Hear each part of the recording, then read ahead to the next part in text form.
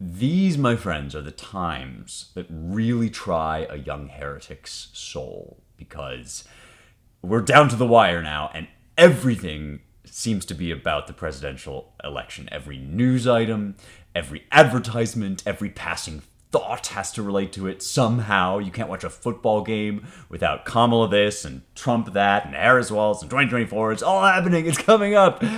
And we've talked about the election on this show. I'm going to keep talking about politics. Politics matters. It's part of the world that we live in and have to describe and explain using our ancient traditions. But I am committed, and I'm sticking to my guns about this, to always put the traditions first on this show. I'm talking about Western civilization. I'm bringing you the longer view of history, and I'm talking about things, principles, ideas that don't depend on a presidential election, that are going to endure no matter what else happens, because that's what's going to bring us through this. That's what you cling to when everything else is uncertain. Truth, beauty, and the stuff that matters. That's what you can rely on when everything else seems to be up in the air. And so now, even in the midst of this election, even as all the noise is raging outside and we're waiting with bated breath to find out what's going to happen on November 5th, I am bringing us back to our Friday roots, and I'm talking about translation.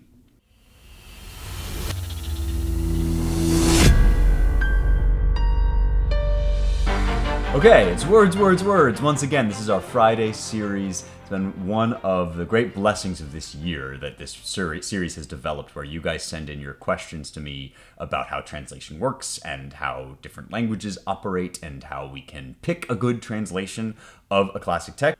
Tous tepe elcho lesilitesete, ethne anekron, el lisamen tademe la labon apadera tomesa, esbothron rehedaima kelainafes, hai dagaronto psu kaihupex erebeus necuon katatethne oton, numphai te theoi tepolutle toi tegerontes, parthenikai tatalai neopenthea thumonechusai, polloi dutamenoi calce resenenke esin, andresarei fatoi bebrotom en ateuche econtes, hoi polloi peribothron ephoiton allothen allos, thespecie iache emede chloron deos here. So, hopefully you heard the drumbeat behind this poem. I almost want, this is not historically accurate so far as we know, but I almost want there to be a giant drum in the background. Da, da, da, da, da, da, da. Especially at this scene, which is extraordinarily chilling. It's got this solemnity to it of all the different ranks of the dead. They're called the ethne anekron, that is the tribes or the peoples of the dead. And this is because the sound and the rhythm is because Homeric poetry is written in dactylic hexameter. That's a technical term for a kind of meter.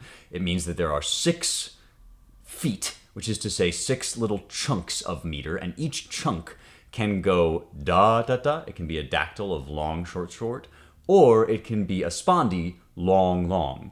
Andresarei fatoi bebrotom en ateuche econtes. So you hear the da da da da and you hear the da da. So da da da da da da da da da da. Those are the different kinds of rhythm, and you can mix them up in different quantities within each verse. So that's off the bat one thing that any translator is going to have to think about is, first of all, what meter am I going to choose in English? You have to choose your own structure in English. You could choose dactylic hexameter, but it's quite difficult to do in English, especially because it's not the same kind of rhythm that we have in English poetry. In English poetry, we alternate stresses.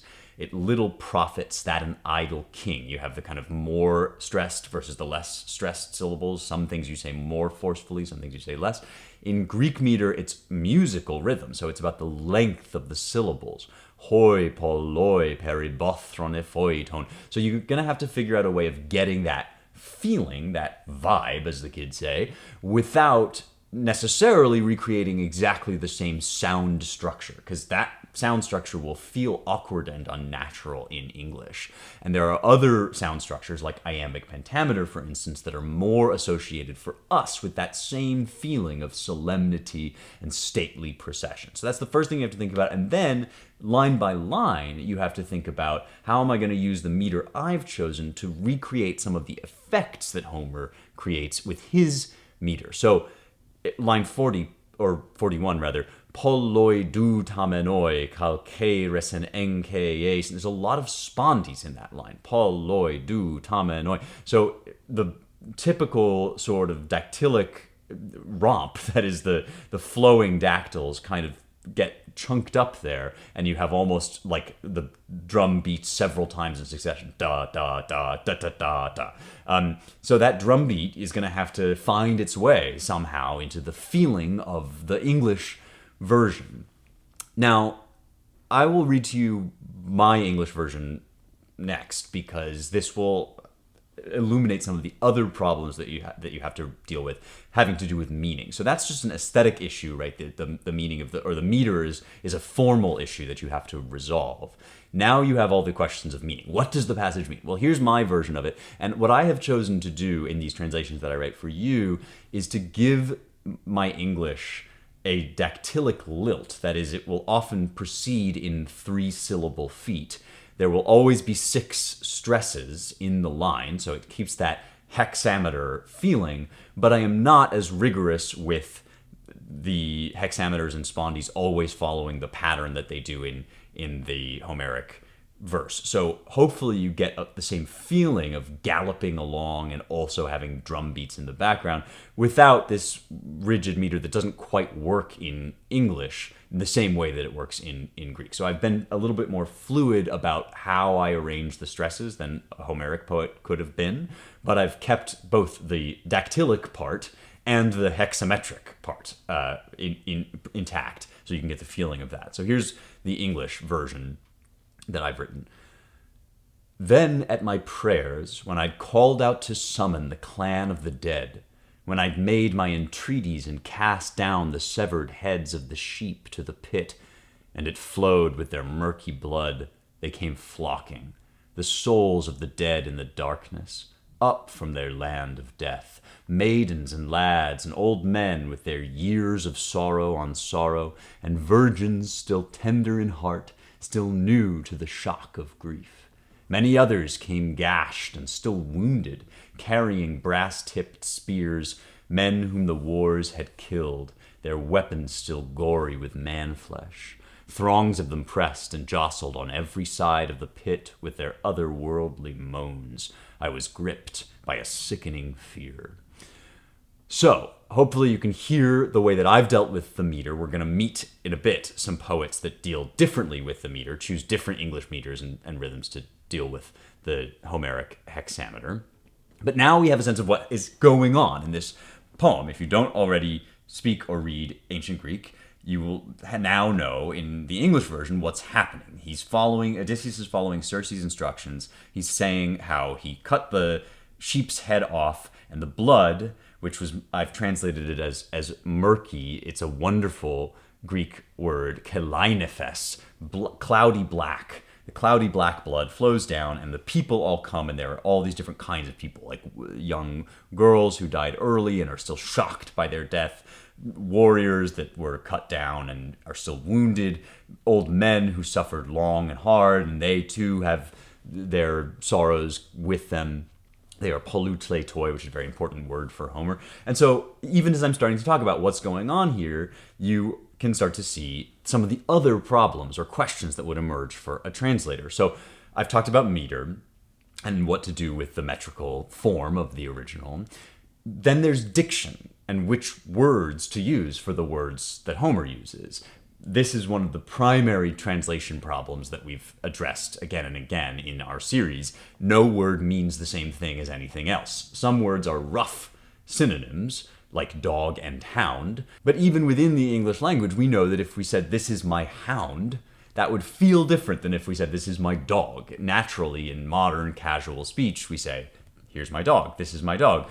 But hound has this archaic feeling to us that it might not have had several hundred years ago. Several hundred years ago, hound might have been a more natural way of talking about a gentleman's dog. And if you go even further back, then you start to get into the realm of Old English, where it's a different language altogether. And so the words themselves might carry slightly different meanings, and you have to be careful and look them up in an Old English dictionary to figure out what they mean. So once you start moving to other languages, you have serious issues to confront about, even if you take the same words and you just port them over into the English language, you still have a whole range of options in terms of how you're going to express the particular word that you're confronted with. So I use the example of kalainephes, which is a very Greek kind of word, a very Greek poetry word, to take these two words and stick them together, black and cloud, and you get cloudy black in English, which might work. It might be right in the context, but it might not fit into your meter. So you might have to use murky, as I had to use murky, and I think that kind of gets it, but you lose out on some of the blackness, which is, I think, itself a very vivid word. So that's the kind of issue that we'll see the other translators dealing with as well. There's also word order, and it's particularly important in poetry, because in English, of course, word order contributes a lot to meaning. If I say the man bit the dog, it's different than if I say the dog bit the man, even though the words are the same. We've switched around the order and we've changed their grammatical function. In Greek, you have different ways of conveying that kind of meaning, so you have more freedom about how to place the words, but there are things still that poets pay a lot of attention to. Just because you can place the words in a variety of different places doesn't mean that poets will just put them anywhere. In fact, often in Homer, there are very significant enjambments. So an enjambment is when a sentence or a phrase or a thought gets cut up from between two lines. So you start a thought on one line, and then the thought continues on the other line without a natural break. So you can't treat the line itself as one unit of sense. You have to treat both lines as together. And one very important instance of enjambment here in this passage comes when the souls, the shades, finally flock around Odysseus. The poet Homer says "hai dagaronto," and then new line "psychai." So psychai means souls or shades, and I think we're building suspense here. It's actually really creepy. They gathered round. And if I said that to you around a campfire, and there they were. What was there? What, Spencer, you would say. And the answer would be the souls, the shades, right? And there they gathered round, the souls of the dead. So this I did preserve in my translation, right? To the pit that flowed with their murky blood, they came flocking. The souls of the dead in the darkness. They came flocking. Who came flocking? Well, wait for the next line. New line. The souls of the dead in the darkness, up from their land of death. And now we have another, right? That casts us right into another problem, which is this issue of Erebos. Now, I've said before on the main episodes that Erebos is the land of darkness. It's the region where the shades live, and that they're coming up out of Erebos here. But does anybody know what Erebos is anymore? I mean, in the, say, 1900s, or maybe go back to the 1800s, the 19th century, you could probably say Erebos and it would conjure up certain creepy associations. That's when classical learning was much more widespread and there was a lot more common stock of reference that people could draw on. Now, if I put Erebos in the translation, it might actually not be as useful. Or if I did, I would have to add to it certain other words. And of course, we need to use foreign words and names in translating ancient poetry, but we also need our audience to have the connection to those words that Homer's original listeners would have had. So it's not enough for me just to say Smintheus, because nobody has any idea what I'm talking about. I would say something like Smintheus Mouse Lord, or Smintheus Apollo, or something that gets across how I'm supposed to feel. What am I supposed to think about this word, right? The modern translator has to think about those sorts of things too. So I've said the souls of the dead in the darkness up from their land of death, right? That this captures the fact that there are multiple different words for death here, nekuon, katatethne, oton, and also this word of the dark land of the dead. So a translator's gonna have to think about that too, right? Word order and diction are kind of the two major meaning problems that a translator deals with. And then you have what the Stoics might have called phone, which is just the sound of the words themselves.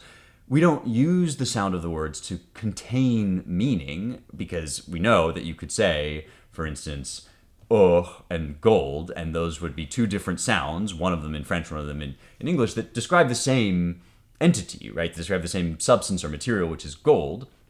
But you have to pick some set of sounds in any language to convey what you're talking about, and those sounds bring with them their own aesthetic properties that have certain impact on the listener, that convey certain things, even in terms of their aesthetic power. It's sort of like, the meaning comes in this vessel, but the vessel is painted green, and so it's not blue, and it makes you feel a certain way, and whatever green does to you, even if the thing that is contained in the green vessel isn't particularly green feeling, you might have a green kind of association with the feeling of this idea. It's sort of like, Oreos come in a blue package, right? Now, the meaning of the word in this metaphor is the Oreo, which is a black cookie with white filling that tastes a certain way, like chocolate with cream.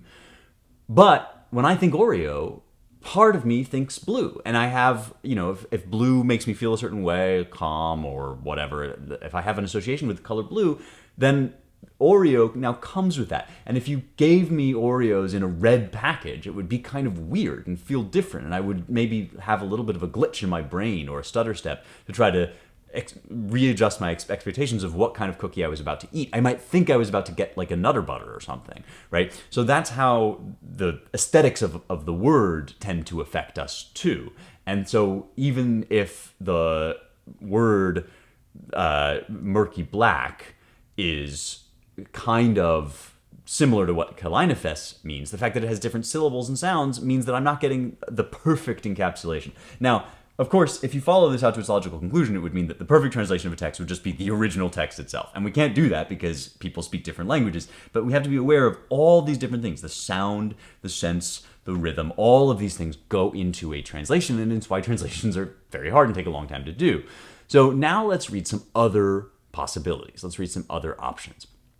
I want to start with a very famous but very loose translation of Homer, and that's Alexander Pope, the English poet. 1720s, he composes his Odyssey.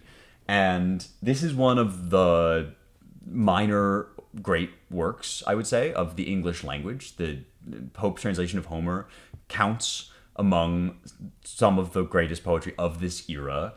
It's not on the level, I don't think, of Paradise Lost, but it's better than Doggerel, right? It's like a good poem, and it's a good poem in its own right. And I say that because Pope treats translation in a way that modern translators typically don't, which is he is trying to get the whole flavor of the poem and just like dump it all into an English poem without too much attention to like, where does this particular line end? Do I need to, without worrying about adding stuff for extra meaning, without worrying about like the rhythms or the rhymes being similar to what's going on. So very different from the approach I took with my translation, right? This is a different way of thinking about poetry altogether, that he wants just like the full blast. He wants to make it into an English poem. You might think of it this way. Modern translators, and I am a translator who thinks of it this way, modern translators want to make English feel and sound like ancient Greek.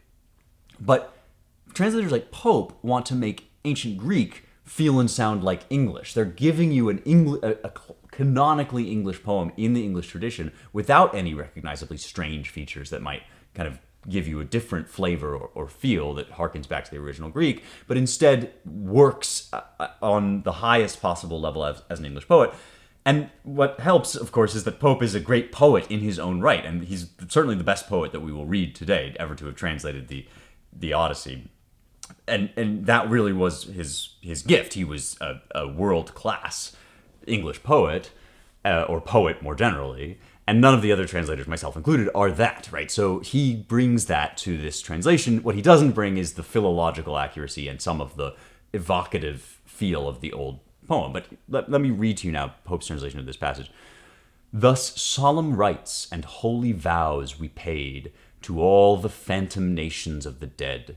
Then died the sheep, a purple torrent flowed, and all the caverns smoked with streaming blood, when lo, appeared among the dusky coasts thin airy shoals of visionary ghosts, fair pensive youths, and soft enamored maids, and withered elders, pale and wrinkled shades, ghastly with wounds, the forms of warriors slain, stalked with majestic port a martial train.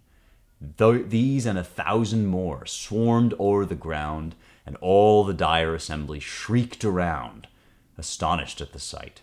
Aghast I stood, and a cold fear ran shivering through my blood. So, I don't want to overstate this because every time I go back to Pope, I think, actually, there's a lot here that does really capture the original, and even down to like, he gets the enjambment that I talked about pretty well. Appeared among the dusky coasts. Who appeared, Alexander? Who? Thin, airy shoals of visionary ghosts, right? Now, thin, airy shoals of visionary ghosts is a beautiful English phrase. It's very distantly related to Psyche, Psyche, Hupex, Erebels, right? So, on the one hand, we do have attention to the original. We have an enjambment preserved. On the other hand, we have these flights of English poetic fancy that is he gets carried away by his own English compositional powers, and that makes it very, very beautiful. But the famous saying, of course, is that insofar as translations are beautiful, they're not faithful. Insofar as translations are faithful, they're not beautiful. They're like women that way, right? This is a kind of slightly nasty statement that has been often kind of trotted out, and there's some truth to it. I think you can get beauty and fidelity in one, but that you have to be engaged in trade-offs between them. There are some things in here that are so good. Ethnia Necron, the phantom nations of the dead. I mean, perfect. I like no notes for Alexander on this. On the other hand, there are some things that really kind of go, leave the reservation, like the fact that the last section kind of creates its own couplet, and all the dire assembly shrieked around, astonished at the sight, aghast I stood, and a cold fear ran shivering through my blood. That is a very long way of saying, Eme decloron deos ere. There's 5 words that get translated into 2 lines here. And part of this is because of what Pope has done with the meter. So these are called heroic couplets. And I mentioned before that iambic pentameter is a meter that we often associate with epic. It's kind of our version of dactylic hexameter. And Pope goes one further, which is that he introduces rhyme. They're in couplets, which is to say they're in chunks of 2 lines that rhyme.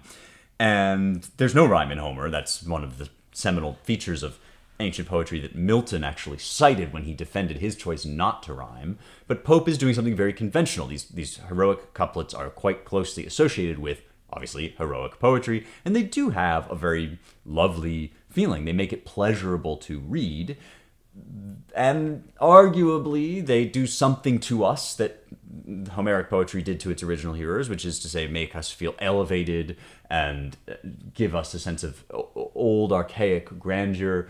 It's not how I would translate the poem today, but it is a part of what Pope is doing that's not totally, he didn't make it up. He sort of used this meter for a reason, but it also causes him to do things like create these long phrases in order to get in rhymes that don't really correspond to anything in the Greek. So, astonished at the sight, aghast I stood, and a cold fear ran shivering through my blood. The reason he has to give you so much for so little in the original is because he needs to get around to a final ending rhyme that closes and rounds out this thought. So, okay, Pope, sometimes gets a bad rap. I think he's still a very beautiful translation. I think that there are things that he doesn't get about the original poem that modern translations get better. So now I want to read to you my favorite translation, except for the Fagles. So I always talk about Robert Fagles as my just like gold standard for Homeric translation, and I always recommend that people get that if you're reading the poem in English for the first time and you just want a translation, get the Fagles.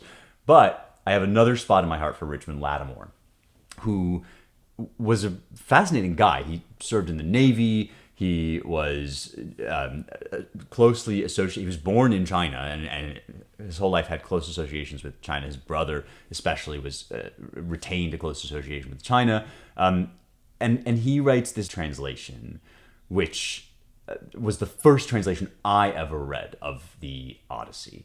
And it's actually the first great work of literature I ever read at all on my own. I have this very vivid memory when I was 12 years old of lying on the floor of my grandparents' apartment with the Odyssey translated by Richmond Lattimore.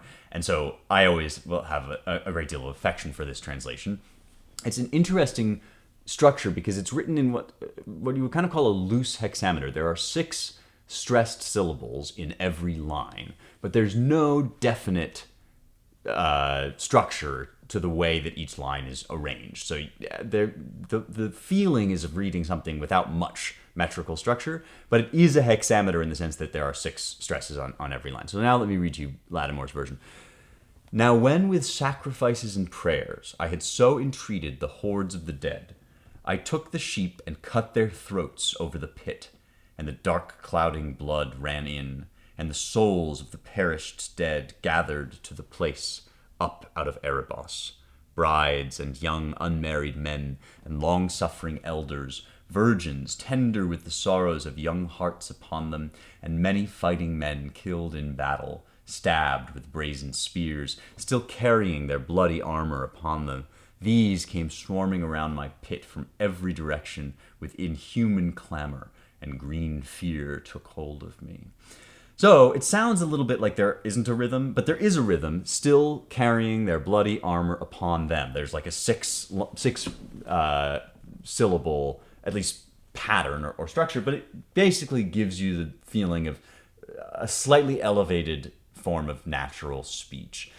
And looking back at this, from my youth and my delight in it, it's getting a little clunky. It's sort of getting a little outdated, and this is the problem with translations: is that unless they are like Pope's original creations of the English poetic tradition, they start to lose some of their luster. There's still some great moments in here, I have to say.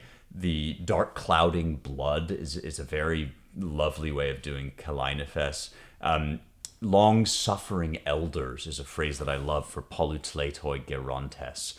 Elders, I mean, Geron is an old man, but they do have a feeling of sort of elder honor and respect to them. In fact, for instance, Priam is a Geron, an old man in the Iliad. So there's a kind of elevation to that, and long-suffering elders is a beautiful English phrase.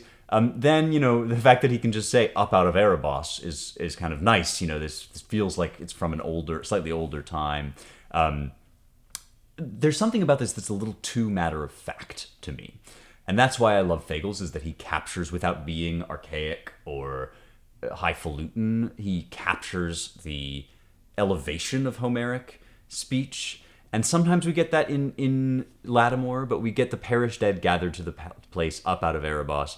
It really comes through in this last line.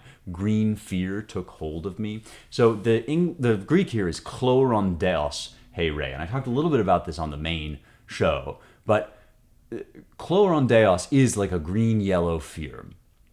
And it's a very striking Homeric phrase, and I can see the argument for just leaving it that way, because there is like a certain kind of fidelity in that, and maybe I'm not trusting people enough to like grasp exactly what's being said here. But in English, we don't talk about the fear having a color. We talk about the fear turning us a certain color. So I think that's what's going on here. He's saying the fear is like the blood-chilling kind of fear that turns you white or green or yellow. And again, very powerful in the Greek.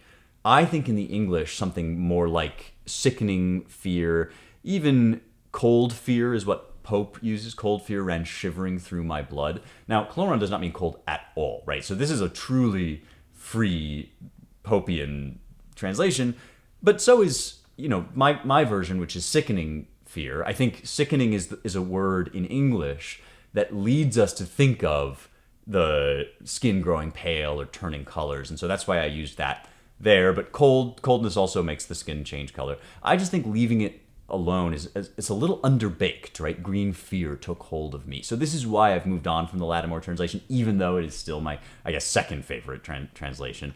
Now I will read to you Lattimore himself, because we always have to read Lattimore. I just think he's so good. And here is his version. Also not an iambic pentameter, similarly in a kind of loose hexameter. You'll hear how it works. He does preserve more than Lattimore does the kind of, I always call it hoofbeats and heartbeats, that galloping sense of the dactylic hexameter. He does kind of keep it there in a really, I think, pleasing way. Here we go. I took the victims, Over the trench I cut their throats, and the dark blood flowed in, and up out of Erebus they came, flocking toward me now, the ghosts of the dead and gone. Brides and unwed youths and old men who had suffered much, and girls with their tender hearts freshly scarred by sorrow, and great armies of the dead, stabbed by bronze spears, men of war still wrapped in bloody armor, thousands swarming around the trench from every side. Unearthly cries, blanching terror gripped me. What I love about Fagles is that he adds just enough to make the poem as vivid as it is in the original, without adding too much to make the translation unfaithful. So, a classic example of this: tender hearts freshly scarred by sorrow. You remember this is the description of the young girls. Parthenikai tatalai neopenthea thumonechusai, having new grieving hearts. And freshly scarred, so there's no scar in the original. There's no mention of a wound in that line. But scarred by sorrow is a phrase that we use to be scarred by something. And to be freshly scarred gives you, I think, exactly the feeling that you want here. It's really masterful. And then blanching terror. This even is already a little bit outdated, but it's kind of like what Pope was trying to do with the cold fear. Blanching terror is when your blood runs cold and you get blanched, right? You turn white, essentially. So that's, I think, a really smart move. Unearthly cries, which he puts at the beginning of the line. Thespesie iache starts that line. It just means with inhuman clamor is how I've translated it. But he gives you just unearthly cries, like in a kind of immediate aside almost. It's bracketed between M dashes. So there's a lot of care and artistry going into these questions of diction, of word order, of rhythm, all of it being done without pedantry, without rigorous adherence to what's going on in the Greek, but with deep attention to what the effect of the original Greek is. This is why he's my gold standard. And the whole thing is, like, the way he sustains it throughout, I think is just really, really beautiful.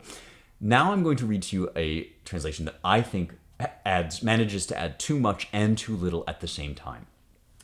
This is Emily Wilson, and I have often been asked what I think about Emily Wilson. I wrote a review of why I don't like Emily Wilson's translations. It's got nothing to do with her politics except peripherally. She is, like, far, far to the left of me. She does have feminist, and I would even say like third or fourth wave feminist commitments and ideas that she expresses quite openly on Twitter. She likes to claim that they don't affect her translation at all. I think that they do, and I think that they cause her to insist on interpretations and to interject her interpretations, to sort of shove those into the translation, while at the same time she also has a theory of translation itself that I think is really flawed, which is that Homer is not elevated in any way. He's only brutal and blunt and straightforward. And she kind of refutes this old Matthew Arnold idea that you need both the elevation and the directness of the original, and how Homer is able to combine that is kind of a magical feat. But Wilson really wants to cut these poems down to size. She says so in her introductions to the two editions that she's produced. And there are some areas where that works beautifully. And I'm going to read to you now this passage as she translates it, and there are some things that are actually really great. And then there are some places where you just think, this is like so floppy. You know, there's something just kind of dull about it. And that's, I think, again, by design, because she has this idea that the glories of the past are overblown by modern jingoists, and Homer is really about just kind of raw material fact. And I just don't think that's right at all. I think that the modern jingoists like Pope and Matthew Arnold get something right about Homer, which is that there's glory as well as brutality in this poem. Okay, so here's Wilson. So with these vows I called upon the dead. Oh, and I should say that she does iambic pentameter, blank verse, so no rhyme, but iambic pentameter. And that, I think, is a smart choice. I think there's a great argument to be made for iambic pentameter as the rhythm that most nearly corresponds to dactylic hexameter. There's no rhyme, it's associated with epic, it's got a regular metrical pattern.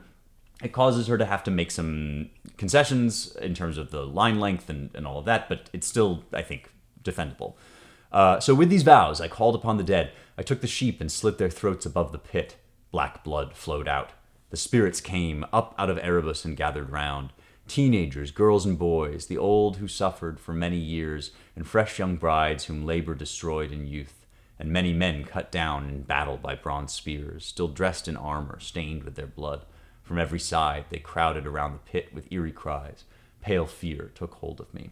So there are some places, for instance, black blood flowed out, where the bluntness and directness of this translation is undeniably effective. And there are places where this translation does really strike me. Also, though, there are some places where I just think, like, could we not do better than pale fear? If we're could we not do better than they crowded around the pit with eerie cries? I don't know, there's just something very bland about this translation, and it's sort of like studiously bland, like devoted to being bland. And then we have to talk about this thing, like teenagers, girls and boys who suffered for many years, and fresh young brides whom labor destroyed in youth. First of all, nymphai to eithoi, I mean, I guess they would be teenagers. These are youths, female and male youths, and some of them are virgins and some of them are young brides. Parthenikai comes from Parthenos, and there's a virginal aspect to that. And then the young brides but Wilson wants them to be young brides whom labor destroyed in youth. And this is I think, very tendentious translation of Neopenthea, meaning she wants to argue that these people, young women, died in childbirth. And I think that's just because she's sort of obsessed with how bad women had it in the ancient world. Now, it's not like people didn't die in childbirth in the ancient world. It's not like that's not a bad thing. But to insist on that in this moment is, I think, a politically motivated choice. And you find that throughout Wilson's translations. So this is why I really think Fagel's remains the gold standard. And for all that, like, Wilson's been heralded, I don't rate her translation very highly, either in terms of its artistry or in terms of its accuracy, especially because the iambic pentameter is like not very well maintained. In battle by bronze spears, still dressed in armor stained with their blood, from every side they crowded. Both the beginning and the end of that line are sort of out of rhythm. You start with a stressed syllable, stained with their blood, and then you end with this crowded, unstressed syllable. It's sometimes called a feminine ending. In battle by bronze spears. In battle by bronze spears. In battle by bronze spears. I mean, it's really hard to make some of these lines work, actually, in terms of their iambic pentameter. And they cause her to have to not observe the same line breaks as Homer and all this stuff. So, I don't know, man. I'm not trying to be like political about this, but I do think that Wilson's politics, along with some of her theory of translation, end you up with a pretty underwhelming product. So I'm going to close you out by reading mine one more time, just because it's my podcast, so I get to read my translation to you. Here's, again, now that we've considered all these different things that a translator might do, think again about to what extent this brings home the force of the original to you. And these, by the way, are the sorts of questions that you can ask when you look at a translation. Even if you don't know the original, you can say, does this seem to convey, does the author seem concerned in his introduction? And does the product seem to effectively convey the force of the original rather than trying to impose some theory on it?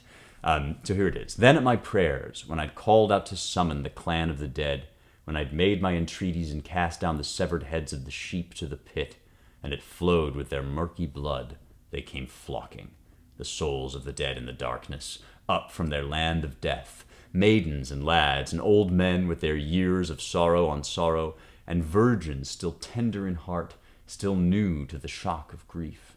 Many others came gashed and still wounded, carrying brass-tipped spears, men whom the wars had killed, their weapons still gory with man-flesh. Throngs of them pressed and jostled on every side of the pit with their otherworldly moans. I was gripped by a sickening fear.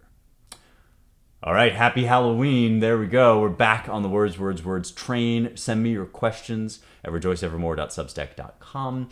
Please, if you would like to do me a huge solid, rate my book, Light of the Mind, Light of the World, 5 stars on Amazon. That really helps to get the word out, and I think this is a worthwhile book that I would love for you to pick up and for others to read as well. I will see you next time for more truth, beauty, and the stuff